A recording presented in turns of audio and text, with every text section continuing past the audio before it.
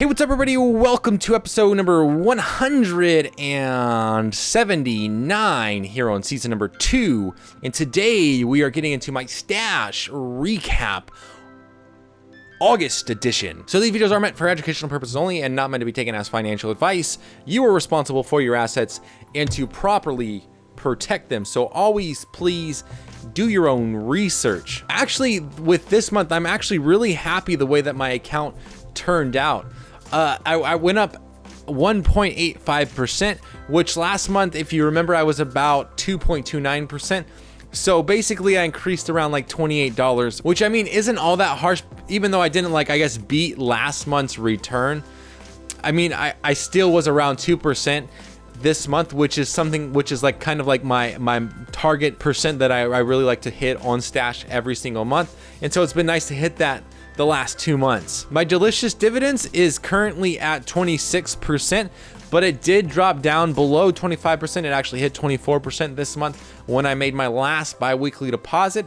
And so then in turn, I bought some delicious dividends, bringing it back up over 25% to 26%, which I'm okay with. Park My Cash now is at 23%.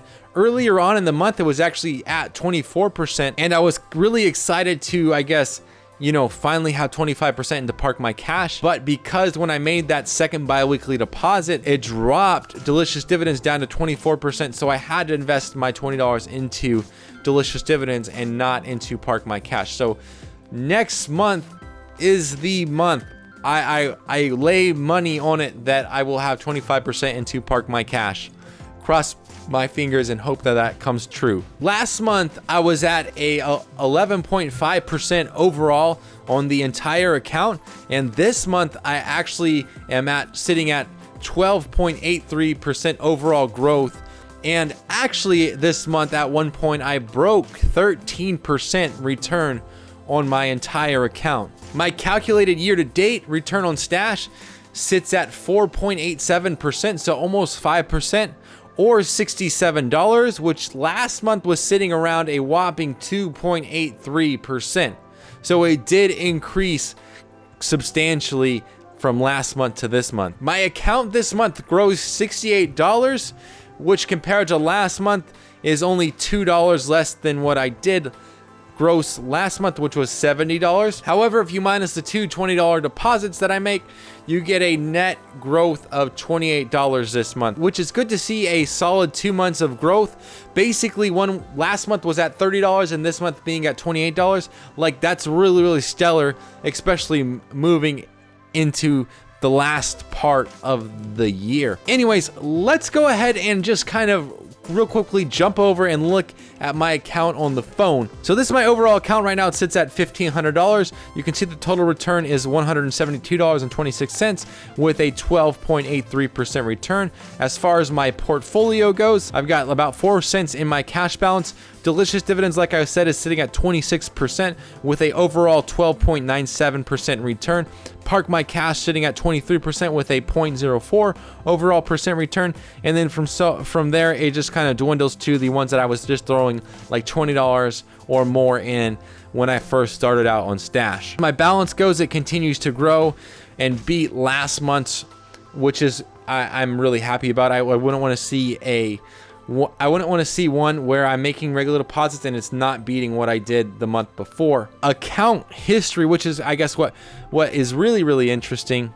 We can go ahead and take a look at that. Let's go ahead and scroll back to the very beginning of August, and you can see I got a dividend from Park My Cash for almost 64 cents, which is really, really good because if I continue to put a little bit more in there, I'll eventually get paid about $1, and then that will basically take care of whatever the fee is through stash. Uncle Sam paid me a dividend of 3 cents. The subscription payment was 84 cents this month because they're changing it to where the money actually comes out on the 1st instead of on whatever day you actually signed up. A dividend from Public Works for 4 cents. A dividend from the Conservative Mints for 3 cents. A $5 credit, probably because someone used my referral link. So if you were the one that did that, thank you so much, and I'm so glad to have you as part of the Stash family, and I hope that Stash really does work out for you. Again, I purchased Park My Cash, 75 cents of it, and then I made that $20 deposit, which I bought more Park My Cash. Delicious dividends purchased from that $20 deposit that I made on the 24th, and then I got then finishing out the month, I got paid a dividend from Slow and Steady for 4 cents. So that's pretty much the account history as it looks right now. We'll go back and check out the stash coach. He's still giving me 180 out of 150. There's some things that I just haven't really signed up for, like I won't turn on auto stash, and I'm not going to get a life insurance quote because I already have life insurance, so there's no need for me to get more life insurance. I'm really happy with the policy that I have right now. Also, I don't have add your foundation to auto stash. Yeah, so I'm not going to add a mix to auto stash either, which would be pretty much giving me all the points that I would need on stash coats. So that's where it leaves right there. Anyways, I'm really excited finally next month to be at 25% on Park My Cash. You guys have no clue. It's literally been 9 months, almost 10 months since I've been trying to get Park My Cash up to 25%. And so next month will be the month for it to hit 25%. And then I can move over into Real Estate Tycoon, getting that to 15%, and then from there I can start picking ETFs or another ETF and a single stock that I would like to put money into as well. Anyways, we'll go ahead and leave it right there. Let's jump into the question of the day real quick, which is how many phones have you broken or lost? I personally have not lost, I don't think, any phones.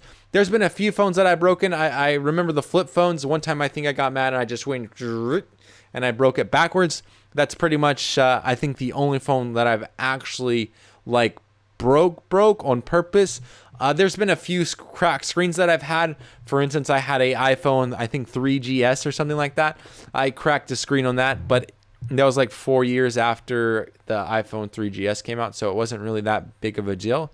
It was kind of like just my iPod at that point, and I didn't actually use it as my phone. I really don't have much bad luck with breaking phones, knock on wood.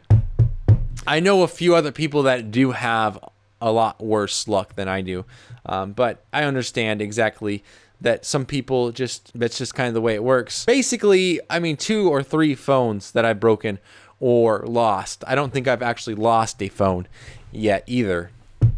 Knock on more wood. Anyways, like I was saying, we got a question regarding Stash, Acorns, Robinhood, M1 Finance, as well as general investing, business, Etsy, coaching. Please post those questions down below. Don't forget to subscribe right up here. Check out these 2 videos right here in the link. And as always, thank you for watching. I really appreciate it.